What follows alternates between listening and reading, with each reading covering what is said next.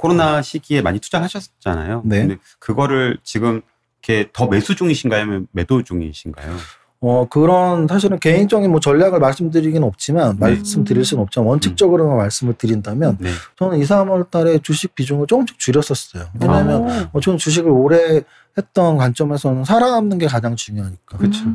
그러면 소위 말하는 손절매죠. 근데 그렇게라도 하는 이유는 더 떨어지는 위험을 이겨내기 위해서였던 거고. 그래서 코로나 때도 좀 불안하네. 이게 도대체 얼마나 빠지려고 그러나. 근데 이제 1400에서 바닥을 치고 반등을 할 때도 빨리 사진 않았어요. 왜냐하면 오르는 쪽 하다가 다시 빠질 수가 있으니까. 그래서 이제 조금 바닥 다지고 턴하는 거를 지켜보고 뭐 1500, 1550, 1600에 이제 투자 비중을 높였었죠. 그러니까 저의 매매는 그런 매매예요. 약간의 추세 매매.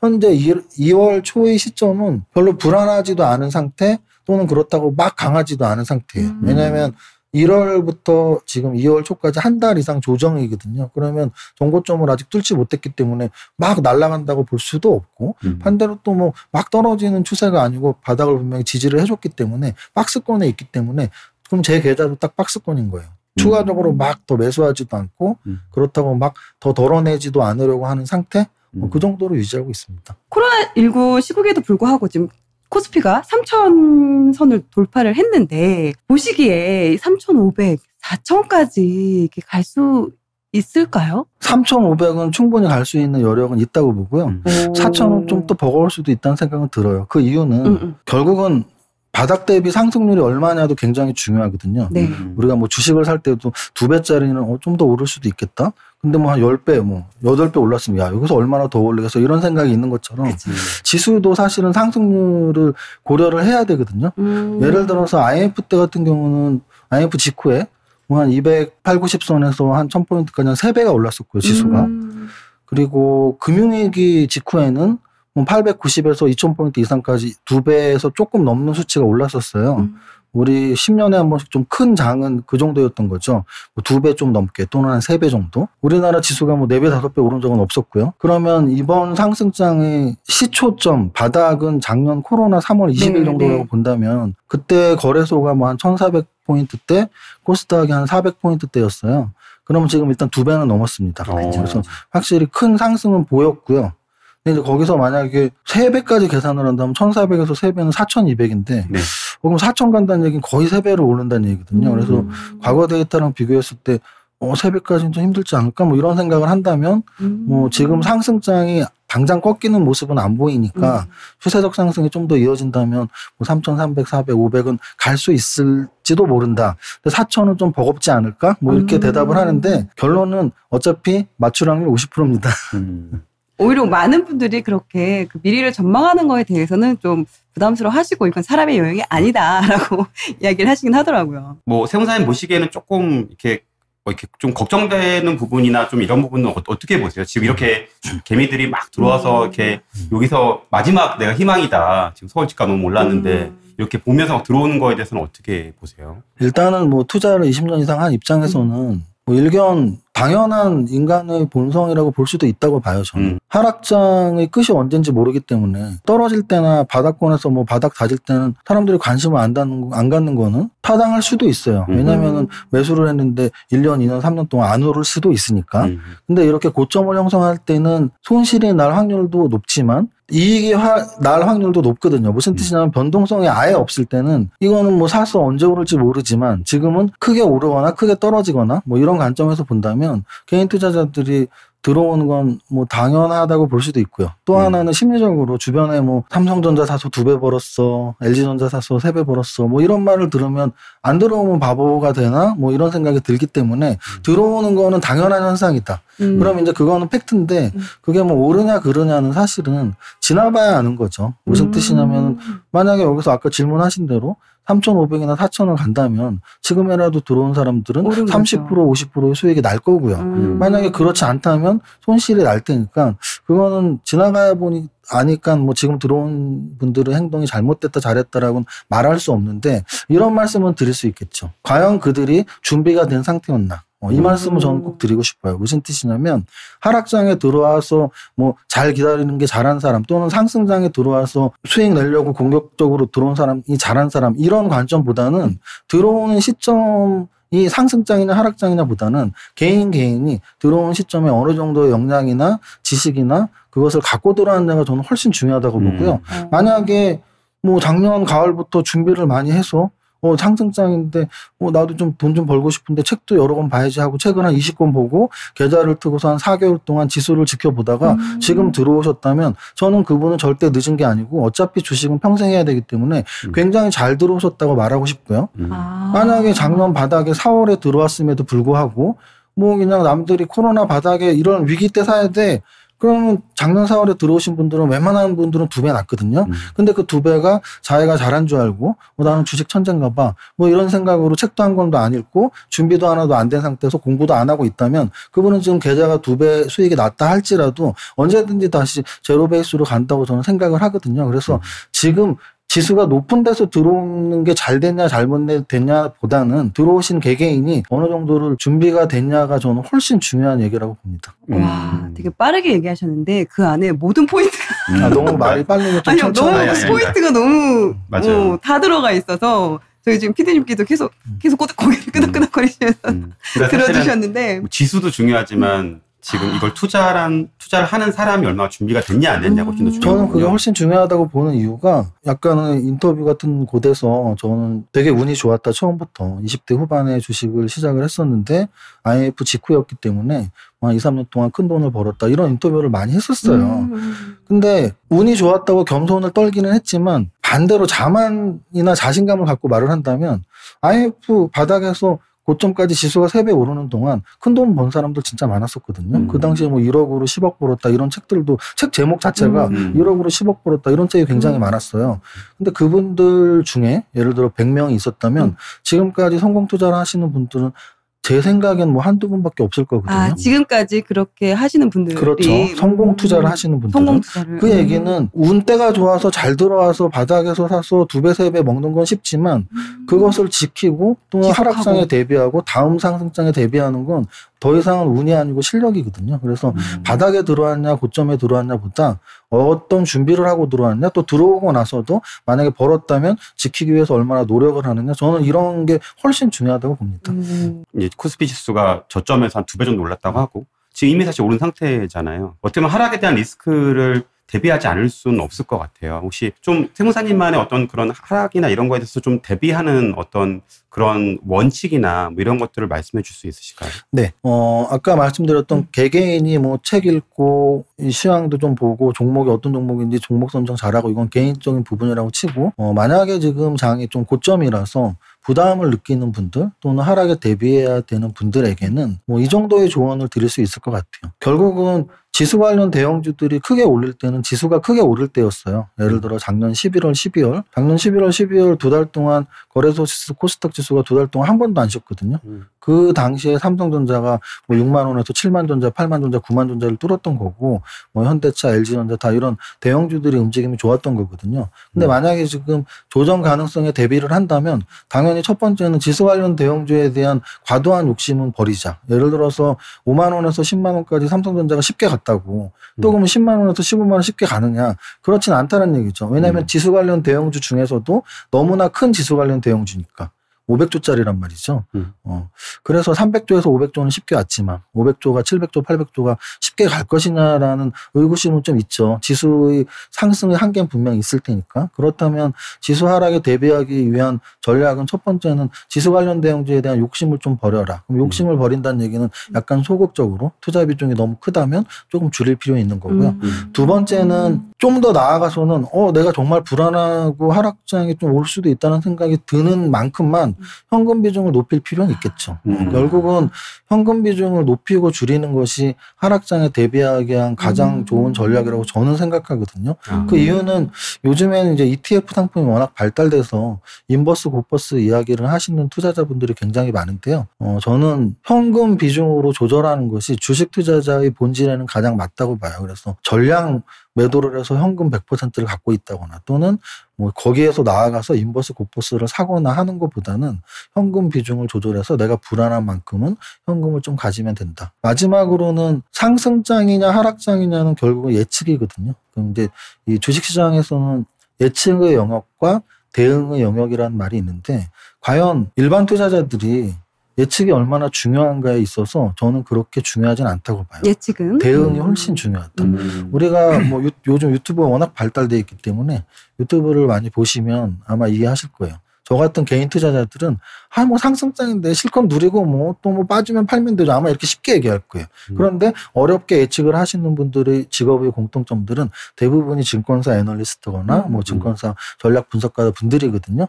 그러면 이 직업의 특성이 있다는 얘기죠. 뭐냐면 개인 투자자들은 100만 원, 500만 원, 1000만 원, 1억 뭐 많이 하시면 5억, 10억. 사실은 1000만 원 오늘 하루에 순간 시장가로 다 털 수 있고요. 또는 내일 시장가로 다 살 수 있단 말이에요. 예를 들어서 저는 개인 투자 뭐 20년 이상 했으니까 주변에 뭐 설이나 연휴 다음 주에 이제 설인데 녹화일 기준으로 설이나 연휴 앞두고서 그런 전화 가끔 받아요. 이번 설에는 다 팔아야 돼? 또는 다 사야 뭐 현금 다 그냥 몰빵 치고서 주식 갖고 있을까? 이런 질문 굉장히 궁금해하거든요. 그렇죠. 직접적으로. 펀드 매니저들이 그게 가능할까요? 펀드 매니저들이 설 전에 우리 펀드 다 팔아야 돼? 불가능하거든요. 그쵸. 1조, 10조, 100조를 운영하는 펀드 매니저와 1000만 원, 5천만 원, 1억을 투자하는 개인 투자자는 완전히 다른 내용이에요. 그래서 제가 사실은 이런 방송에서 가끔 말씀드리는데 우리의 롤모델이 누구인지를 잘 정해야 된다는 거죠. 저를 롤모델로 삼으라는 건 아니고요. 분명히 내가 축구 선수면은 손흥민 선수를 롤모델로 하면 되고 야구 선수면은 유현진 선수를 롤모델로 하면 되는 거죠. 내가 만약에 증권회사에 입사한 신입사원이라면 증권회사의 펀드 매니저를 롤모델로 하면 되는 거고 내가 오늘 계좌를 튼 개인 투자자라면 성공한 개인 투자자를 롤모델로 하면 되거든요. 그러면 왜 과연 성공한 투자자들이 미래의 지수의 예측을 그렇게 중요하게 생각 안 하냐. 언제든지 1억은 사고 팔 수 있는 돈이기 때문이에요. 그래서 결국은 예측보다 대응이 개인 투자자는 훨씬 중요하고요. 대응이라는 건 아까 말씀하셨지만 하락장이라고 생각하면 전략 매도하든지. 근데 하락장이 지금 아니거든요. 누가 봐도 지수는 상승장의 조정 과정에서 그것도 굉장히 안착을 하고 조정을 하고 있기 때문에 뭐 불안하게 계속 하락장을 예측할 필요는 없고 다만 준비를 하고 있으면 되죠. 마음의 준비. 나는 언제든지 하락장의 징후가 오면 현금 비중을 높일 거야. 또는 지수 관련 대형주를 좀 줄이고 오히려 좀 그것보다 좀 쉽게 움직일 수 있는 중소형주로 좀 포트 비중을 변경할 거야. 이 정도의 마음의 준비를 하고 있으면 되지 않을까 싶습니다. 그러면 처음 주식을 시작하시는 분들에게 주식을 경험이 많지 않은 분들 사실은 확신이 없잖아요. 내가 이거를 살지 못 살지 사지 말아야 할지. 그런 분들한테는 현금 비중을 보통 얼마 정도를 권유해 주고 계세요? 사실은 현금 비중은 저 같은 전문가가 권유를 할 건 아니라고 봐야죠. 그거조차도 개인이 판단을 못 한다면 사실은 안 하는 게 낫겠죠. 아직은 아예 안 사는 게. 왜냐하면 이거는 판단의 문제거든요. 이거는 지식이나 경험의 문제가 아니고요. 자기 자신의 판단의 문제예요. 너가 위험을 얼마나 감수할 수 있냐에 대한 질문이 답이거든요.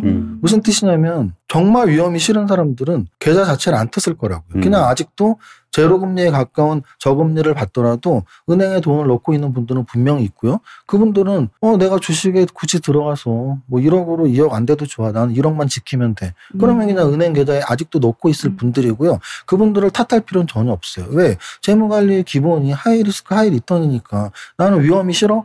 그러면 수익도 안 내. 그럼 은행에 넣어놓으면 돼요. 똑같이. 그럼 주식시장에 들어왔어요. 들어왔는데 내가 1억을 계좌에 넣었어. 근데 나는 위험이 싫어? 그럼 5천만 원 하시면 되고요.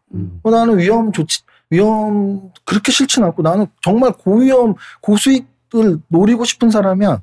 이거는 제3자가 절대 판단할 수 없거든요. 자기 성향은 자기가 정확히 알 것이고요. 자기의 위험의 성향에 따라 판단하면 되고 또 하나는 그래도 뭐 고수로서 또는 젊은 투자자들 저보다 좀 그럼에도 불구하고 듣고 싶어요. 그럼에도 불구하고 그게 원칙이지만 그래도 판단 못하는 분이 있다. 그럼 저는 이 정도까지는 설명드리고 싶어요. 내가 경험이 아직 미천하고 지식이 적을수록 현금 비중이 높은 건 너무 당연하다. 왜냐하면 당연하죠. 왜냐하면 아직 판단력이 분명히 현금 비중을 어떻게 판단해야 되는지도 모르는데 종목은 어떻게 고를 것이며 매수 매도 타이밍은 어떻게 고르겠어요. 그리고 제가 뭐 20년 이상 주식하면서 뭐 이렇게 뭐 술자리에서 들었던 가장 많았던 말은 이제 한 3년, 5년 해서 이제 주식이 뭔지도 알게 됐는데 계좌가 10분의 1토막 났다는 얘기죠. 근데 그게 대다수의 일반 투자자분들의 경험이에요. 무슨 뜻이냐면 처음에 거의 전 재산을 다 밀어넣기 때문에 초보자 때 실력이 없을 땐 계좌 잔액이 가장 크고 1년, 2년, 3년, 4년, 5년 지나면서 실력은 커지는데 계좌 잔액은 계속 줄어드는 거죠. 그러면 5년 후에 굉장히 후회를 하죠. 내가 그때 왜 전 재산을 다 넣었을까? 그냥 조금만 넣고 연습을 할 걸. 근데 후회도 뭐 나간 돈은 다시 들어오지 않거든요. 지나간 버스가 돌아오지 않는 것처럼. 그러면 초보 투자자분들에게 제가 조언을 드린다면 그 두 가지로 결정하시면 돼요. 첫 번째는 나의 위험의 성향, 내가 얼마나 공격적인지, 보수적인지. 그리고 두 번째는 나의 경험과 지식. 내가 주식책을 한 권 읽었으면 한 1, 20%만 하시고요. 뭐 세 권 읽어 그럼 한 권당 10% 하면 되겠다. 내가 1억을 계좌에 넣었으면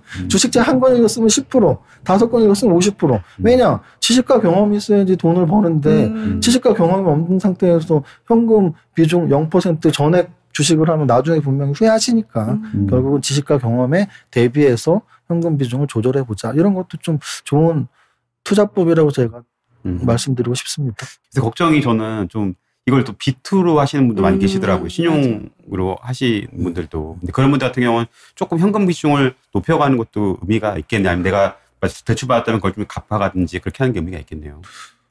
일단은 비투, 뭐 영끌, 뭐 영혼까지 끌어서 또는 빚을 내서에 대한 저의 견해를 말씀드리면요. 당연히 위험한 거죠. 근데 아까도 말씀드렸잖아요. 고위험, 고수익은 확실한 거죠. 왜? 레버리지라는 말의 원 의미를 생각하시면 돼요. 레버리지의 원 의미는 가벼운 것으로 무거운 것을 드는 지렛대 효과거든요. 내가 100% 부채를 갖고 있으면 1억으로 2억을 살 수 있잖아요.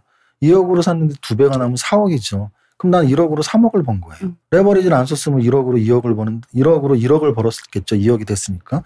1억으로 1억을 버느냐, 1억으로 3억을 버느냐가 바로 레버리지 100%를 썼느냐 안 썼느냐의 차이거든요. 그럼 당연히 고위험 고수익이죠. 근데 반대로 고위험은 고수익만 있는 게 아니고요. 원금 보전이 안 되는 손실 또는 깡통 계좌까지 나죠. 우리 지금 시청자 여러분들 중에 부동산도 많이 좋아하시니까 사실 저도 부동산 공부도 좀 했는데 모든 분야를 부동산에도 뭐 깡통 빌라, 깡통 아파트 이런 말이 있고 주식도 깡통 계좌라는 말이 있어요. 그럼 그 깡통이라는 말은 사실은 원금이 다 까먹고 빚을 갚아야 되는 경지까지 간 거거든요. 그러면은 그게 레버리지 이제 가장 큰 단점이죠. 수익은 2배, 3배가 더 빨리 나지만 손실, 아까 말씀드린 거랑 똑같이 말씀드려 볼게요. 내가 1억으로 투자해서 반토막이 나면 5천만 원은 남아 있거든요. 근데 레버리지를 써서 2억으로 사서 반토막이 나면 1억 빚 갚으면 나는 원금은 빵원이 되는 거예요. 그러면은 반토막으로 5천만 원을 지켰을 것이냐, 원금이 다 없어졌을 것이냐. 만약에 3분의 1 토막이 나면 3천만 원이 남았을 것이냐, 계좌 빚을 증권회사에 갚아야 될 것이냐까지 달라지거든요. 그래서 분명히 빚을 내는 투자는 수익을 낼 때는 2배, 3배 빨리 부자가 되는 길이지만 손실이 날 때는 2배, 3배 빨리 거지가 되는 길이에요. 그러면 부자가 될지 거지가 될지는 모르니까 그거는 알아서 판단하시면 됩니다. 나는 정말 거지가 돼도 빨리 부자가 되고 싶어 한다면 레버리지 쓰시면 돼요. 다만 거지가 됐을 때도 내가 그때 잘못했나? 알고 하면 된다는 거. 알고. 이 제가 말한 걸 알고 하면 돼요. 나는 원금 손실 내도 돼. 근데 난 빨리 부자 되고 싶어. 그럼 레버리지 쓰시는 게 너무 당연한 거예요. 그리고 또 하나는 레버리지를 좀 약간 나쁜 거다, 틀린 거다라는 거에는 저는 절대 반대예요. 무슨 뜻이냐면 자본주의 사회잖아요, 우리. 그러면은 돈 번 사람을 봐야 되잖아요. 우리나라에서 가장 주식으로 돈 번 사람들은 대기업 오너겠죠. 대기업에서 뭐 M&A를 하고 뭐라건 자기 돈으로 하는 거 봤습니까? 다 빚내서 하는 거예요. 또 부동산에서 제일 부자 된 사람들은 누구예요? 강남에 집 많은 사람들이겠죠. 강남에 집 사면서 누가 자기 돈으로 다 삽니까? 30억짜리를. 대출 껴서 사죠. 그래서 부자들은 레버리지를 쓰는데 우리가 가난한 우리가 레버리지를 굳이 안 쓸 필요는 없어요. 다만 그 위험은 알고 써라. 그 정도로 말씀을 드리고 싶고. 그러면 아까 대표님이 질문하신 그런 내용들은 내가 영끌 또는 비투를 했을 때 분명히 고점, 자기가 2배를 벌었다는 얘기는 그 종목들 또는 이런 지수가 하락이 할 확률도 조금씩 높아지고 있다는 얘기니까 당연히 좀 빚을 조금씩 갚는다거나 나의 레버리지를 조금씩 줄이는 거는 좋은 전략이라고 말씀드리고 싶습니다. 본질적으로 중요한 거는 내가 뭐 레버리지를 하든 뭐 여러 가지를 하든 내가 그 투자 대상의 본질에 대해서 내가 얼마나 얘의 적정 가격과 가치를 얼마나 내가 잘 보느냐에 따라 또 다를 수 있는 부분이 있겠네요. 확실하게 지금 싼 구간이라고 하면은 레버리지 통해서라도 들어갈 수 있는 거고. 내가 근데 그런 자신이 없다고 하면 내가 리스크 2배로 안는 거기 때문에 그런 거에 대해서 사실 조금 조심해야 된다는 부분을 말씀해 주신 거죠. 맞습니다. 네. 근데 은근히 주변에 보면 제 주변도 저 직장을 다니고 있으니까 그런 사례들을 옆에서 많이 보면은 이 떨어질 거에 대한 그런 리스크에 대해서는 별로 생각을 하지 않고 왜냐면 남들이 다 그렇게 벌었으니까 나도 지금 움직여야 되지 않나 그러면은 지금 가지고 있는 돈보다는 더 빚을 내서 투자하면 더 많이 벌 수 있으니까 그 수익에 대한 그런 기대 심리가 상당히 높더라고요. 주변을 보면은. 근데 그런 분들 같은 경우 좀 잘 새겨서 들을 필요가 있을 맞아요. 것 같습니다. 네. 거기에서 제가 추가적으로 네. 뭐 사람의 심리나 또는 투자자들의 심리는 제가 워낙 많이 저도 겪었으니까 머릿속에만 있을 땐요. 손실은 정말 작아 보이고 수익은 굉장히 바로 옆에 와 있는 것 같은 느낌이 들어요. 머릿속에 있을 땐. 근데 그게 현실이 됐을 땐요.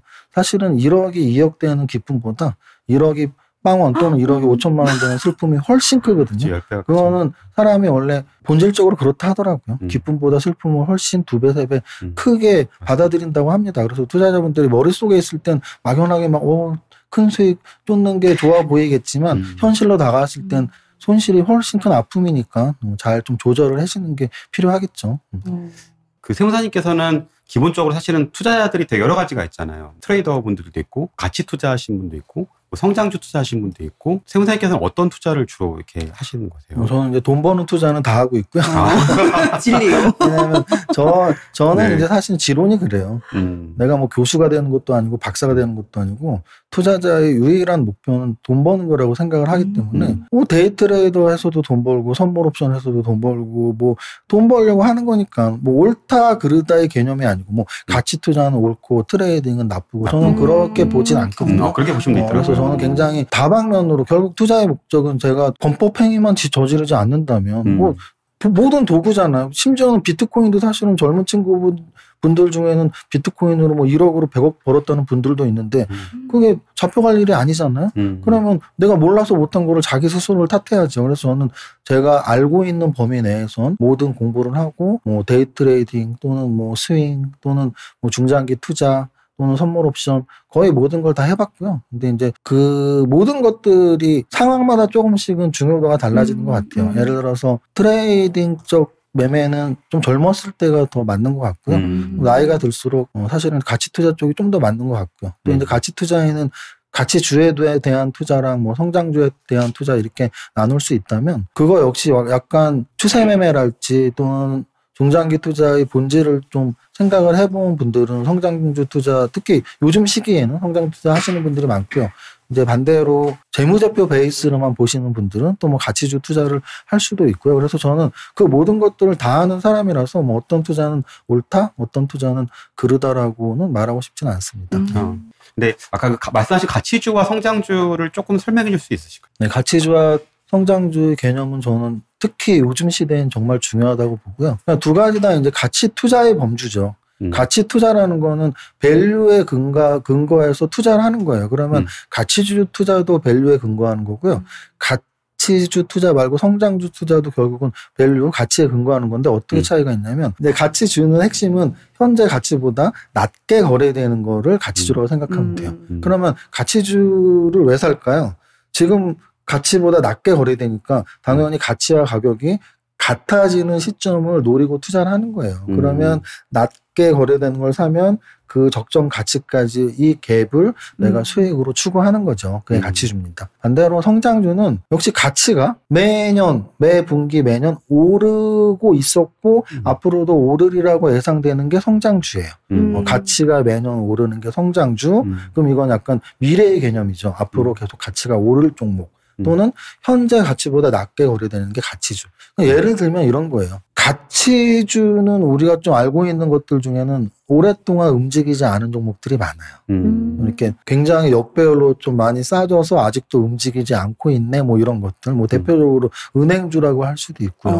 뭐 그런 종목들은 사실은 굉장히 몇 년 동안 빠져 있었는데 아직도 별로 오르지 못하는 작년 코로나 저점 대비 2배도 아직 오르지 않은 지수가 2배가 올랐는데 은행주는 코로나 저점 대비 2배가 안 오른 종목들도 많아요. 그러면 이 종목들은 너무 가치에 대비 싼 거 아니야? 뭐 이런 거 이제 대표적인 가치주라고 말씀을 드릴 수 있고 성장주 같은 경우는 사실 최근에 움직이고 있었던 뭐 2차 전지랄지 뭐 이런 것도 대표적인 성장주죠. 왜냐하면 2차 전지 평균퍼를 보면 무슨 5, 10 이런 거 없거든요. 뭐 30, 40, 50.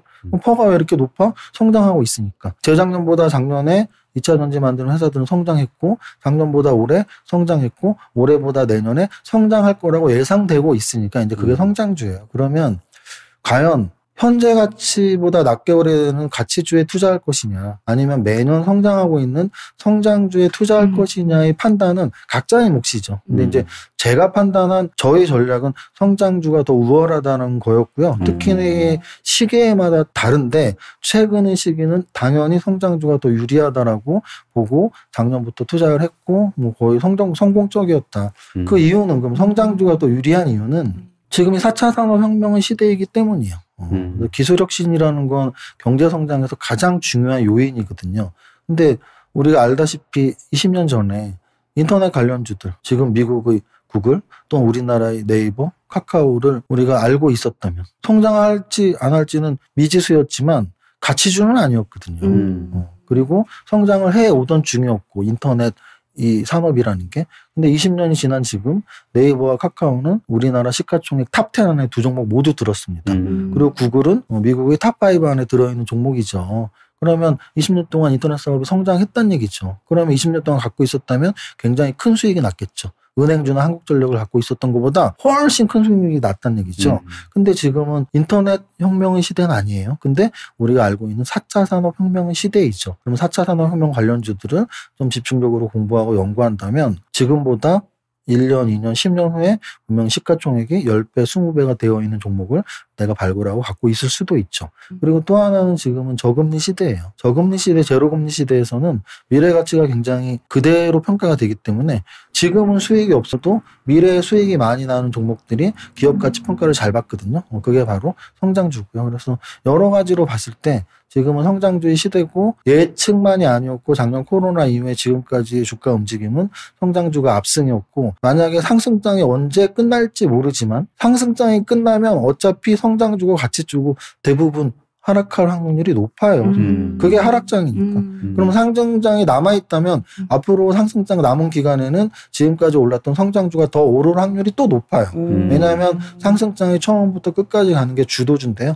지금 만약에 중간을 지나고 있다면 중간까지 이끌어왔던 애들이 끝까지 장을 계속 이끌 가능성이 높아서 지금은 성장주 투자가 더 유효하다라고 말씀을 드립니다. 그러면 이제 상승장에서는 성장주가 그냥 일반 가치주보다는 훨씬 더 많이 오른다는 말씀이신 거네요. 네. 하락장은 어떤가요? 하락장은 그 반대가 될 수도 있죠. 예를 들어 하락장은 가치주가 좀 더 지수 관련 이런 보호장치가 되면서 왜냐하면 변동성이 적기 때문에 오를 때 적게 올랐으면 떨어질 때 적게 떨어질 확률이 높아요. 변동성이 적으니까. 오를 때 많이 오른 것들이 떨어질 때 많이 떨어지고 오를 때 적게 오른 거는 떨어질 때 적게 떨어지는 게 있군요. 예를 들어서 상승장의 조정일 때는 네. 뭐 대장주 많이 오른 애들이 오히려 안 빠지고 버틸 수 있는데 지금 제가 말씀드린 건 네. 상승장이 끝나고 하락장으로 전환했을 때 그럼 이제 장세 자체가 앞으로 1, 2년 동안 하락을 기다리는 하락장의 초반부터 하락장의 끝까지 보면 상승장의 주도주였던 애들이 많이 빠지는 경우가 많아요. 무슨 뜻이냐면 예를 들어 2005, 2006, 2007년에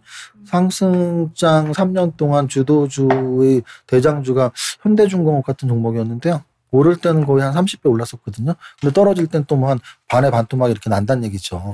그럼 오를 때 상승장에서 2배 올랐던 애들은 하락장에서도 뭐 한 20, 30%밖에 안 빠지고 뭐 이런 관점으로 본다면 뭐 장이 하락장으로 꺾이면 성장주를 언제 매도해야 될지에 대한 고민은 분명히 하셔야 되고 뭐 좀 빠른 판단이 필요한 시기가 언제든지 당장 내일일 수도 있고 또는 6개월 후일 수도 있고 1년 후일 수도 있고 아까 말씀드렸지만 미리 예측하는 건 사실 맞출 확률은 없으니까 계속 시장을 주시하면 끝난 거 아니야? 그런 느낌이 들 때마다 조금씩 현금 비중을 높이시면 될 것 같습니다.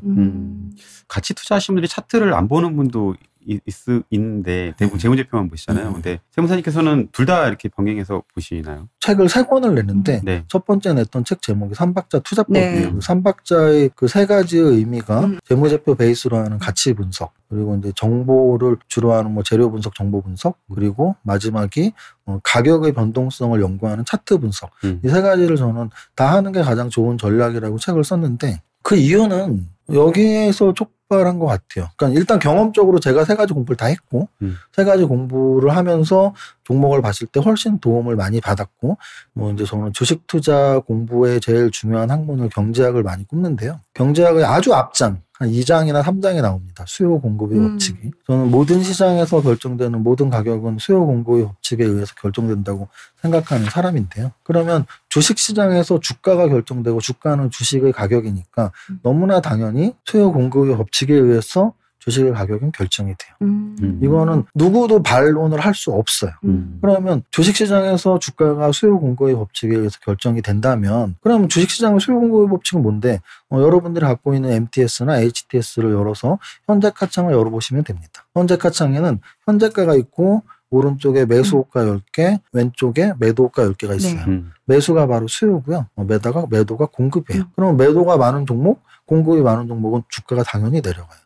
매수가 많은 종목, 수요가 많은 종목은 당연히 주가가 올라가요. 그럼 우리는 주식 투자를 하는 이유가 그 기업은 가치가 얼마야? 박사 논문을 쓰려는 게 아니고요. 돈을 버는 투자자는 주가를 10,000원에 사서 15,000원에 팔면 돈을 번단 말이에요. 그러면 10,000원에 사서 15,000원에 살려면 어떤 종목을 사야 되냐면 매수 주문이 많이 들어가는 종목. 그러면 거기서부터 출발했죠. 어떤 종목에 매수 주문이 들어가지? 그럼 매수 주문 넣은 사람한테 물어보면 되죠. 물어보면 돼요. 너 주문 왜 넣었어? 그럼 아까 대표님 말씀하신 것처럼 재무제표 보고 넣은 사람이 있겠죠. 그럼 저 재무제표 공부하면 돼요. 왜? 어떤 사람들은 재무제표 보고 넣으니까. 근데 어떤 사람들한테 물어봤어요. 재무제표 보고 넣어? 아유, 재무제표 그거 뭐 그 숫자가 뭐 의미 있어? 나는 차트 보고 넣어. 차트 보고 넣은 사람이 있단 얘기죠. 그럼 저도 차트 보고 넣으면 돼요. 또 어떤 사람한테 물어봤더니 나는 리포트에서 좋은 종목이라고 나오면 넣어. 그러면 저 리포트 매일 보면 돼요. 리포트 매일 보면 돼요. 또는 어떤 사람들은 경제뉴스에서 뭐 매출액 기가 막힌 뉴스 나오면 넣어. 그러면 제가 어느 누구보다 뉴스를 빨리 보면 돼요. 왜냐? 결국은 돈을 버는 방법은 10,000원에 사서 15,000원으로 올라가야 되는데 올라가는 유일한 방법은 매수 주문이 많이 모여야 되고요. 그 매수 주문은 각각의 이유가 다르기 때문이에요. 그 다른 이유를 내가 다 알고 있으면 되잖아요. 그래서 저는 가치 투자를 하는데 차트를 보는 이유는 차트를 보고 매수 주문 넣는 사람도 있기 때문이죠. 너무나 당연히. 어차피 이거는 돈 벌려고 하는 거니까요. 그렇죠. 접근 방법이 되게 또 그래서 저는 그렇게 해왔고요. 그리고 또 하나는 그런 공부, 3가지 공부를 다 할 기회가 너무나 많았기 때문이죠. 무슨 뜻이냐면 지금은 서점에 가면 가치 투자 베이스의 책들이 한 7-80%가 돼요. 근데 제가 처음 주식 투자를 했던 IMF 직후 뭐 98년 이때 서점에는 차트 책이 7-80%였어요. 그러면은 제가 처음 공부할 때는 지리산에서 내려온 차트 도사들이 모아놓고 객장에 그때는 HTS가 아니니까 객장에 모아놓고 객장의 단말기 앞에 10명이 딱 구경을 합니다. 그러면 일로 와봐. 이 차트가 올라가는 차트야. 그러면서 주식을 매수할 때예요. 그때 돈 벌었던 분들은 아직도 차트 매매를 하겠죠. 그러니까 당연히 수요에 영향을 미치잖아요. 그리고 저도 그때 차트 공부를 했었고요. 정보 매매, 재료 매매 같은 경우도 제가 주식 처음 했던 IMF 98, 99, 2000년도에는 연속 상한가 종목들이 굉장히 많았다고요. 상한가가 12%, 15% 시대였는데 5연속 상한가, 10연속 상한가. 그럼 이거 첫 상한가 종목을 잘만 연구를 해서 10연속 상한가에 팔면은 거의 뭐 1, 2주에 막 2배, 3배가 나는 거예요, 수익이. 그러면 결국은 상한가 종목을 공부한다는 얘기는 그 종목이 왜 상한가를 갔는지를 공부하는 건데 공부를 실컷 해봐야 재무제표랑 차트 때문에 가는 종목은 없어요. 무조건 정보 재료 때문에 가요. 그러면 이런 재료가 나오면 상한가 몇 방짜리구나. 그때 이제 재료 공부를 많이 했었죠. 그러면 이 3가지를 다 하면서 느꼈던 건 사람들이 매수 종목에 주문을 넣는 이유는 너무나 다양하기 때문에 그 다양한 이유를 내가 가장 확실하게 알고 있으면 가장 좋은 종목을 선정할 수 있겠구나. 그래서 가치 투자도 하지만 차트도 보고 공시도 보고 뉴스도 보는 남들이 보는 건 다 보면서 투자하고 있습니다. 보통은 자기가 주무기 하나만 발견해놓고 그걸로만 답답하잖아요. 남들은 데이터를 내가 믿는 데이터 그런 것들을 보고 이제 들어가는 세무사님은 그걸 또 이용하는 사람들을 보고 들어가네요. 그게 되게 좀 저는 좀 충격적인 것 같아요. 네. 처음 들었어요. 이런. 저희가 사실 주식하신 분들 몇 분 모셔봤는데 이렇게 말씀하시는 건 처음이셔가지고. 근데 이거는 부동산도 똑같지 않을까요? 부동산 가격도 뭐 아파트 가격이 10억에서 20억으로 올라갔다면 분명히 10억에 산 사람, 11억에 산 사람, 12억에 산 사람 15억에 산 사람 전화해서 물어보면 돼요. 당신은 왜 1억씩 더 주면서 샀냐. 그랬더니 요 근처에 학군 좋은 여기 동네잖아. 근처에 쇼핑센터가 있어. 전철역이 가까워. 그 모든 것들을 합해갖고 투자하면 가장 좋은 아파트를 살 수 있지 않을까요? 같은 개념입니다.